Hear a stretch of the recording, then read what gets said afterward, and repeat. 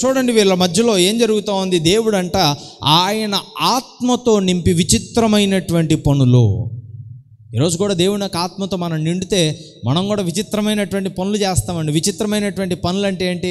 మెంటల్గా చేయడం కాదు. విచిత్రం అంటే అట్టాటిదేగా, అంటే షర్ట్ని తిప్పేసుకుంటే విచిత్రం, ఇలాంటివి కాదు. దేవుని ఆత్మ మనలోకి వస్తే విచిత్రమైనటువంటి పనులని నేను ఎందుకన్నానో తెలుసా? లోకస్తులు చేయలేనివి, లోకస్తులకు సాధ్యము కాని పనులు దేవుడు నీ ద్వారా జరిగిస్తాడు. హల్లెలూయా. ఈరోజు దేవుని ఆత్మ నీలో ఉంటే ఎవరో సాధించలేనిది ఈరోజు దేవుని ఆత్మ కలిగిన నీవు సాధించగలుగుతావు. ఈరోజు దేవుని ఆత్మకు నీవు చోటిస్తే ఎవరూ చేరుకోలేని స్థాయిలకు ఈరోజు నువ్వు చేరుకోగలుగుతావు. ఆమేన్. దేవుని ఆత్మకు ఈరోజు నీలో చోటిస్తే ఎవరూ జయించలేని దాన్ని నువ్వు జయించగలుగుతావు. హల్లెలూయా. అయితే ఒక ప్రశ్న, ఈరోజు నీ జీవితంలో దేవుని యొక్క ఆత్మకు చోటుందా? అందరూ భయపడేదానికి నీవు భయపడవండి.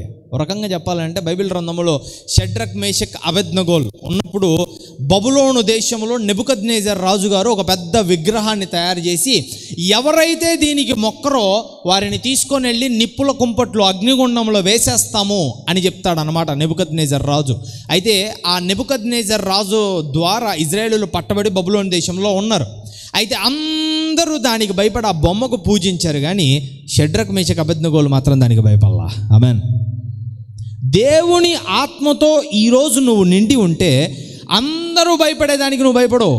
ఒక దేవునికి తప్ప లోకానుసారమైన వాటికి నువ్వు భయపడవు. లోకానుసారమైనటువంటి దానికి నువ్వు భయపడవు అండి. ఈరోజు చూడండి, దావీదు భక్తుడు ఉన్నాడు బైబిల్ గ్రంథంలో. ఆయన ఇజ్రాయేలుల ప్రజలందరూ కూడా గొలియాతు మీదకు వెళ్ళేటప్పుడు అందరూ భయపడ్డారు. అమ్మో, జైంట్గా ఉన్నాడు, చాలా పెద్దగా ఉన్నాడు, బలంగా ఉన్నాడు, మనం పోతే ఒక్క దెబ్బకి చంపేస్తాడరా మనల్ని అని చెప్పేసి ఇజ్రాయేలీయుల సైన్యం అంతా కూడా భయపడుతూ ఉంది.